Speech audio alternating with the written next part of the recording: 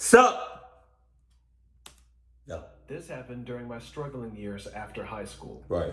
I was coming home from a friend's house.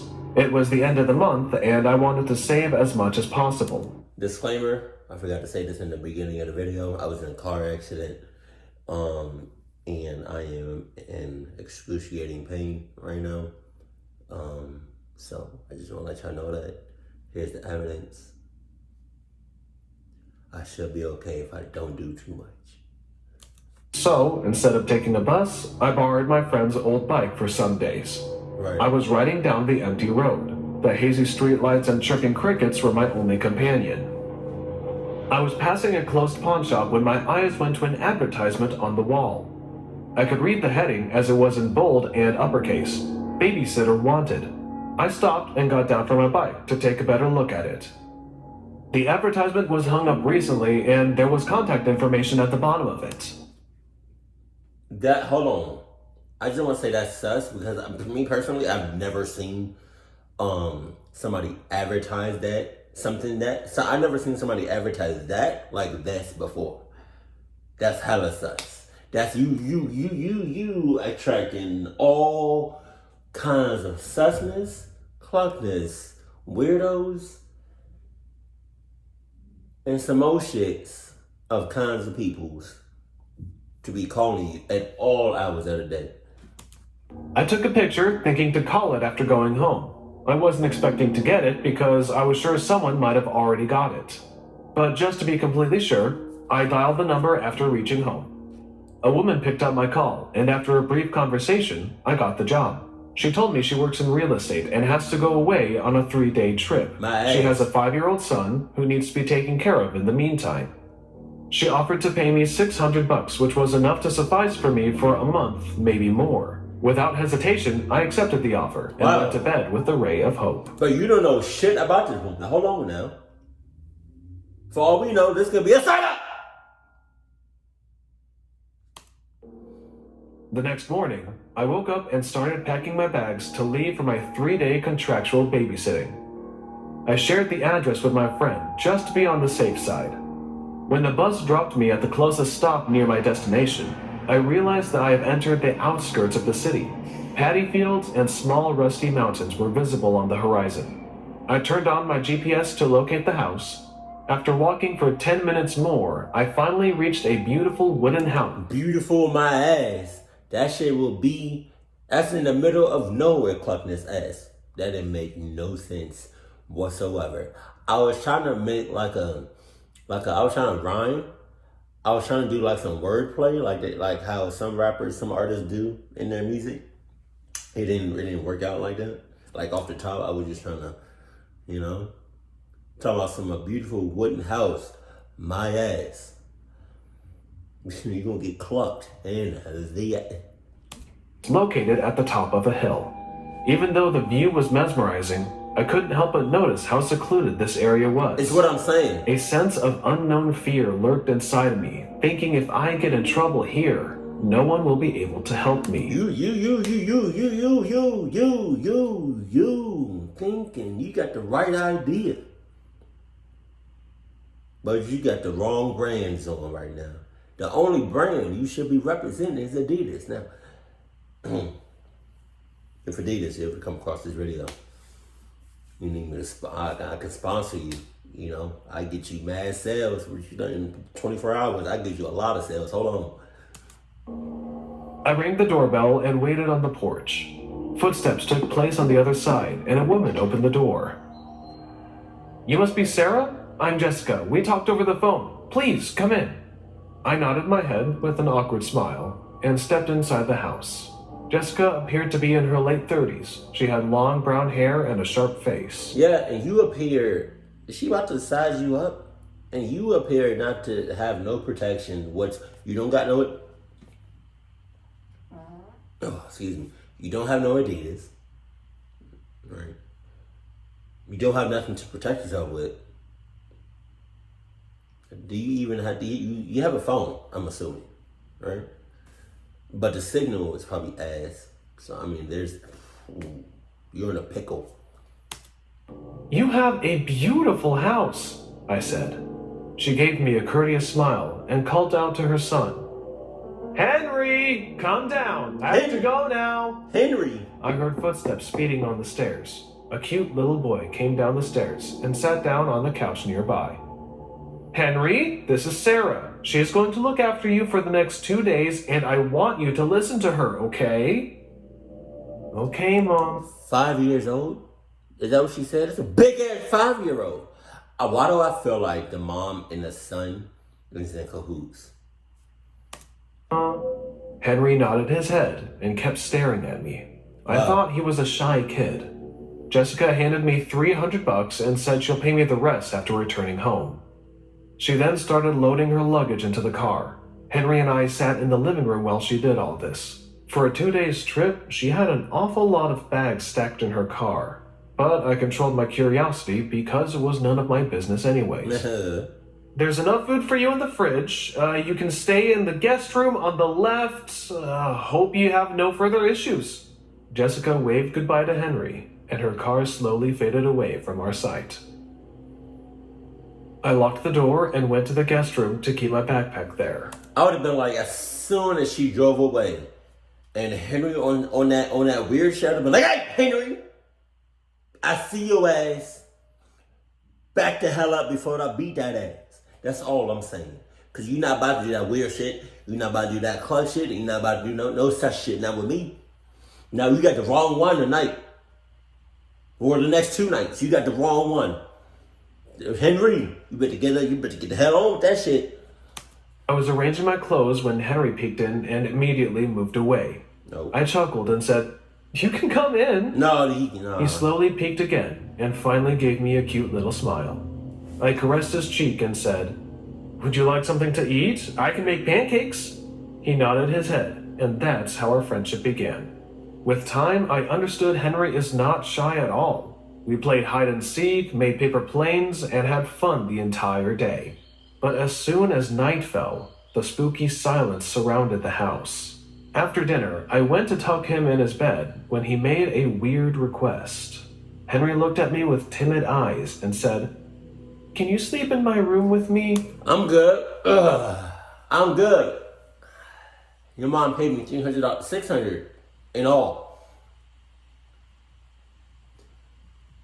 That is not nearly even remotely close to what you would have to pay me for us to sleep in the same room.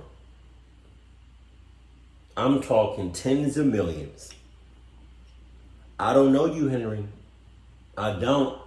You can be on some cluck shit and I'm not with it.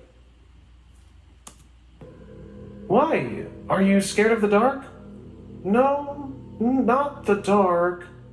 Then what is it? I don't like it when he visits me at night. What you talking about? Who are you talking about? You talking about my man's right here? I know that anime, but I forgot the name of it. You talking about this one right here? You man? Hey! Bless you. Thank you.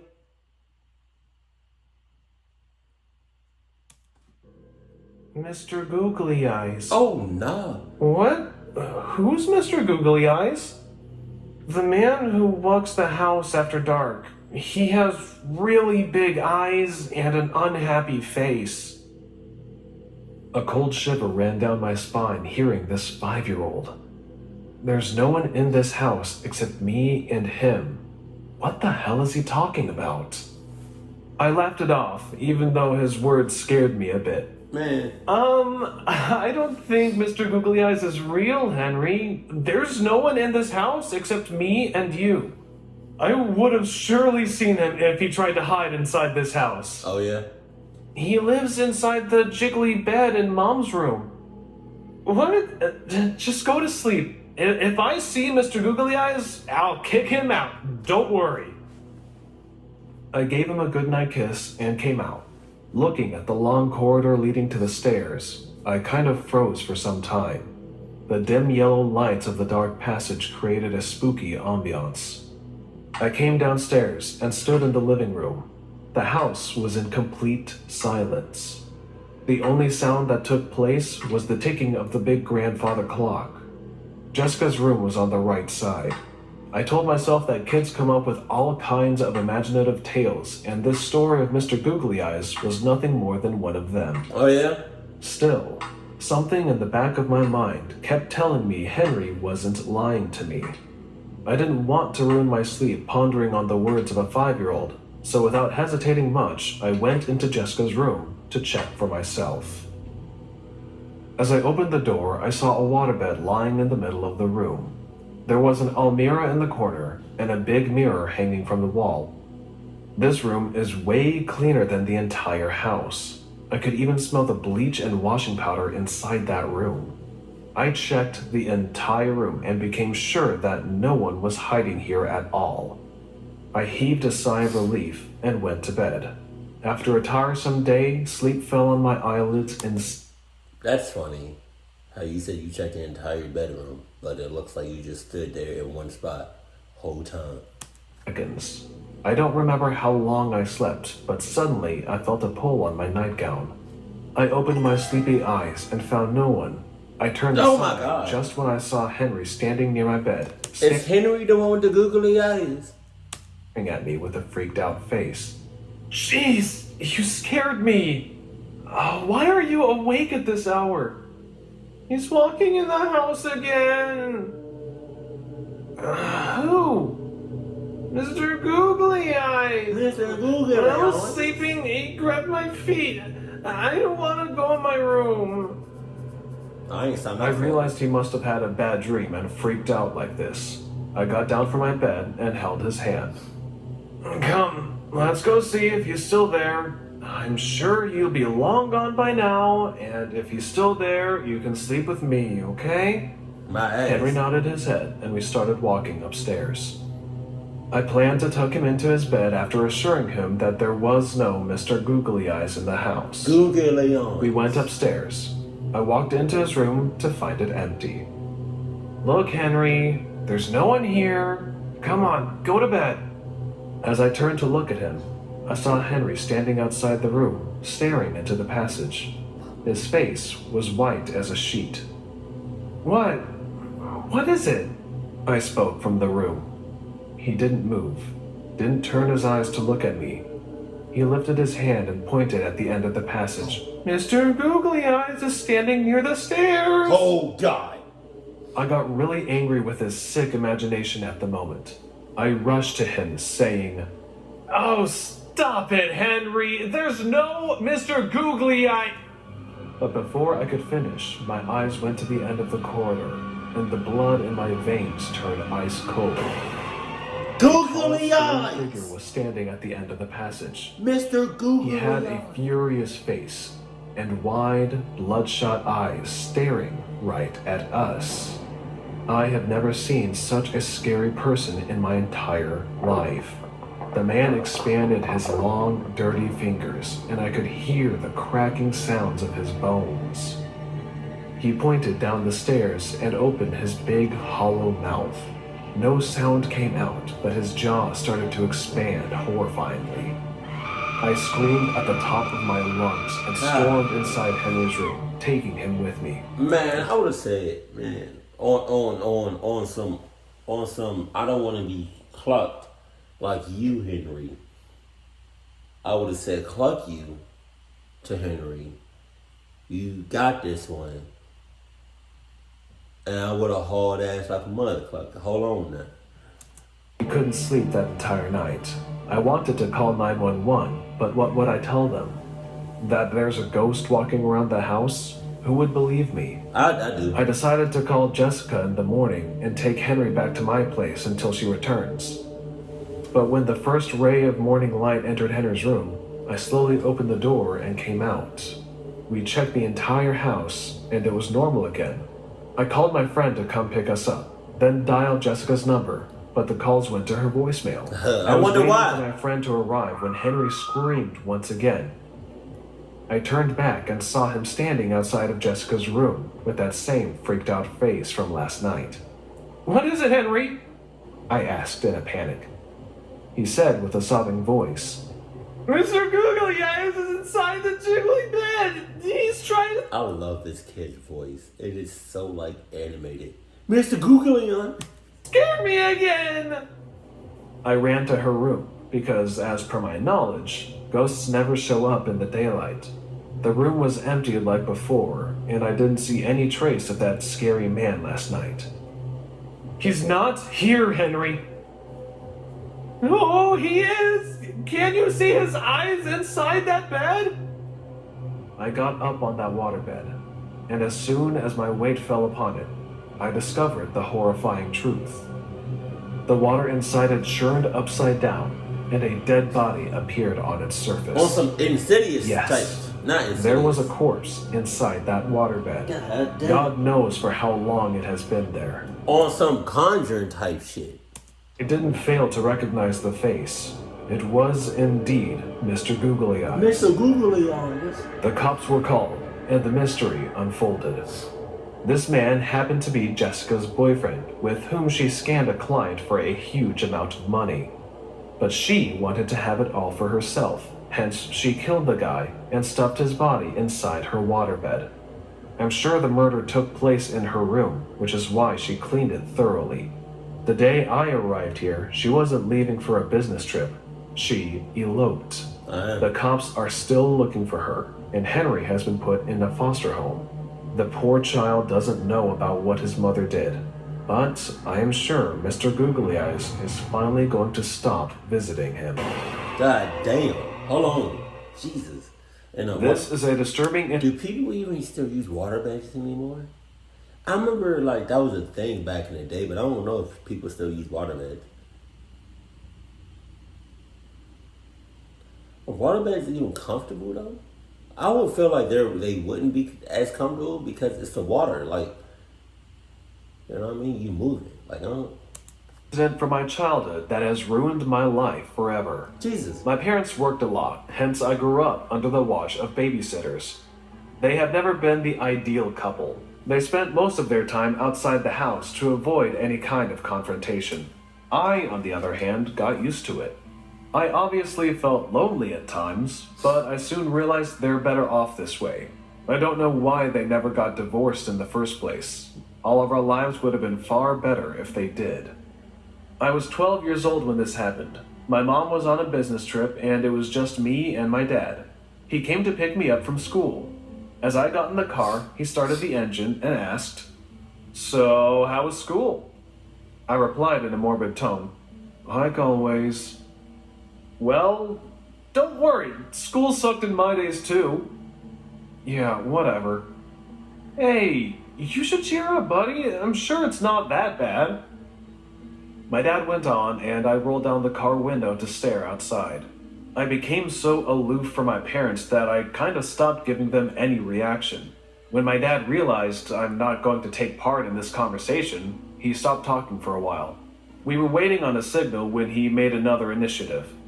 "So, I was thinking if you'll be okay to stay home tonight. I have to meet a friend for work, and it's really..." "I'll be fine, Dad." I knew what he was going to say next, so I didn't wait for him to finish.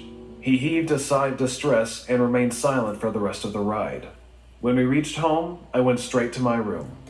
After an hour, my dad came in with a huge slice of pizza and sat next to me. "I have fixed your dinner and called a babysitter for you. She'll take care of you until I come back." "I don't need a babysitter." I know. You are a grown man now, but your mom won't let me leave you all by yourself, buddy." I didn't argue, because I never interacted with my babysitters much. Most of them just laid on the couch while talking to their boyfriends and munching on our snacks. I expected this one to be the same, but I was wrong about Amanda. When the doorbell rang, my dad called me downstairs. As I made my way to the living room, I heard my dad laughing like never before. It was the kind of laugh one gives when they are being praised. Stepping into the living room, I saw him standing near the door, all dressed up. He looked at me and said, "There he is! George, this is Amanda. She'll be babysitting you for the night. I don't want any complaints, so you better behave." This was the first time I met... I've never really had a babysitter that wasn't a family member. I'm not gonna hold you. The way I am, I would have probably been like if I had a babysitter that was just like a third party or something, or that wasn't family, or we didn't know, like we just hired a random person, I would have been like,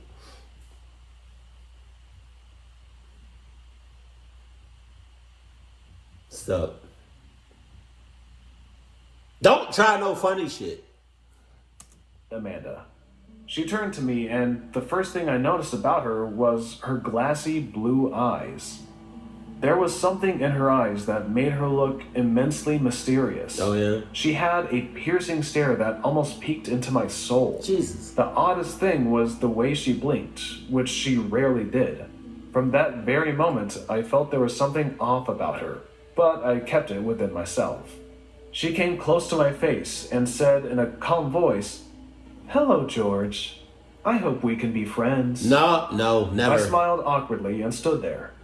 My dad left in his car, and I turned back to go into my room. First of all, you a creep. Cause you just sized up a little boy. You got real close. You put your hand on him.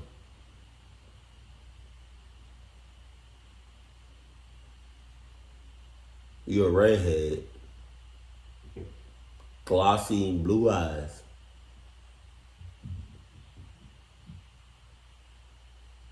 And you talking about be friends. Man, come on, man. George, wait! Yeah? Would you like to watch something with me? No. I can make you popcorn. No. Okay? The entire time we watched the movie, I got an uncanny feeling. I could tell Amanda stared at me through the corner of her eyes. After a point, it became overbearing for me. I am feeling sleepy. I'm gonna finish my dinner and go to bed. Okay, I'll microwave it for you. Amanda got up and went to the kitchen. The entire time I ate my food, she sat in front of me with a really creepy smile. After finishing dinner, I went straight to my room and didn't come out until my dad returned. Around 10, when I heard his car pulling up in the driveway, I went near my room window. I saw Amanda coming out of the house. My dad paid her, but she still stood there chatting with him. My dad finally bid her goodnight and walked into the house. I watched her walking away when she suddenly stopped and looked directly at my window. I moved away quickly, but I knew she saw me. Since that night, Amanda became the first preference on the list of babysitters whenever my parents needed one. Even though she got along well with my dad, she hardly conversed with my mom. To be precise, she kind of ignored her, like my mom didn't even exist. With more time passing, I started to notice how strange she is. One afternoon, I was playing in our backyard while my parents were out. It was a Sunday, so they left me with Amanda. I was running to catch a butterfly when my neighbor's dog barked at me, and I lost balance out of sudden scare. I tripped over a rock and fell on my face. My chin got hurt and blood rushed out. Amanda took me inside and dressed my wound. After I felt a bit better, she looked at me and said, "Do you want to see something nice?" I nodded yes because I wanted to distract myself from the pain. She took some cookies from the kitchen and told me to follow her. We again went to the backyard and she started to call out to the neighbor's dog. Damn. She on that cluck shit. The dog came rushing near the fence and started barking at us again. She walked close to it and threw a cookie. The dog stopped barking to sniff the cookie. As soon as the dog started eating, Amanda grabbed a rock from the ground and threw it at the dog's face, making it squeak in pain. The dog's one eye got smashed badly and blood poured like a waterfall from the wound. She then turned to me and said, "Look, George, we're even now." I got really scared, and when my mom came home, I told her what Amanda did to our neighbor's dog. She yelled at her for her cruel behavior, and a brawl took place. My mom slammed her payment on the table and said, "I want you out of my house right now. Don't you ever dare to come near my son! You are crazy! Amanda's face got furious. She said in a creepy voice, "You didn't appoint me, Mr. Brown did. Keep your slutty money with you." How dare you talk to me like that? Get the hell out of my house or I'll call the cops! Amanda stormed out of the house with furious anger. I mean this in the most nicest ways. Like, I mean no disrespect when I say this, but I'm not trying to be racist or anything. But I feel like that's how white people talk to each other. Get the hell out of my house! Get the fuck out of my house, man. When my dad came back, my mom told him everything, and instead of taking proper precautions on this matter, they got into a fight. My mom blamed my dad for favoring Amanda way too much, and my dad defended himself, saying he had no idea that the girl was out of her mind. Along with this issue, the other problems regarding their marriage kicked in, and the fight just got bigger. My dad drank himself to sleep that night and passed out on the couch. I went to bed with a heavy heart and heard my mom's cry from her room. I was sure my parents are going to get divorced anytime soon. Tears rolled down my eyes for the first time as I couldn't tell my mom that Dad isn't the one to be blamed for Amanda's psychotic behavior. We all must have fallen asleep in our own damaged way when I heard a ruckus downstairs. I got up from my bed thinking my parents must have been fighting again. As I reached the living room, my heart stopped out of fear. It was Amanda. Wow. She was standing in our living room, grabbing my mom by the neck. Not just that, she was pointing a... How the hell she get in? Don't tell me you gave this mother clucker the key to the house. Not because it was an inside job. Gun at her. Her face never looked this vicious before. Hatred was burning in her eyes, and my dad was begging her to let my mom go. Please! You don't need to do this, Amanda! Let's all calm down. We can sort this matter out. Please let my wife go.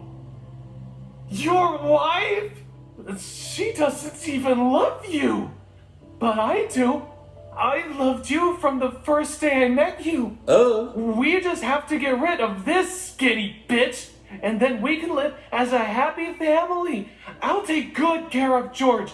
You won't be needing any more babysitters for him because I'll be the mom he deserves. God damn, that Saying escalated. this, she hit my mom on the head with the metal end of the gun, and she screamed in pain. She started bleeding terribly, and my dad jumped to help her. The three of them started to struggle, and my mom freed herself from her grasp. I screamed seeing this terrifying scene in front of my eyes, and a loud bang took place, and everything got silent.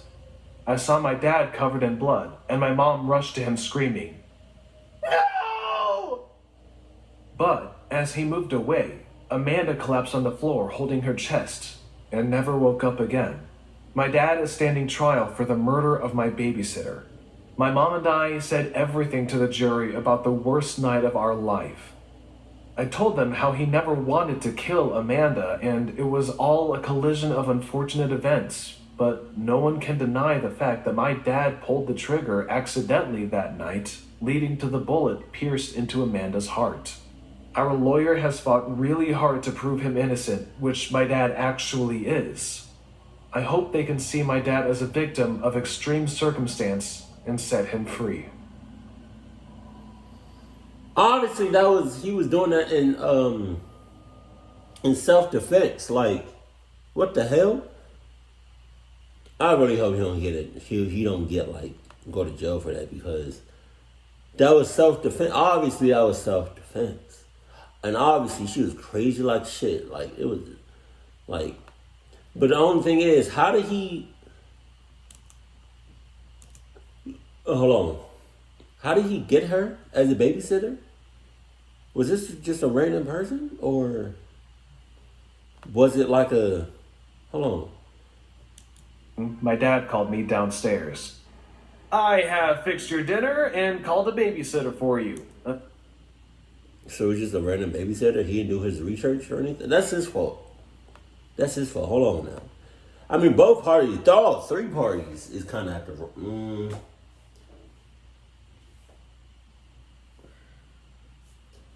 Okay. I don't know. The mom, the dad, you should have did your research, right? That's all I'm saying. We did your research. Well, I don't know, because people lie. So, yeah, I don't know what to tell you. That was on you. Keep it cool, keep it classy, and I love you. Stay happy, my family.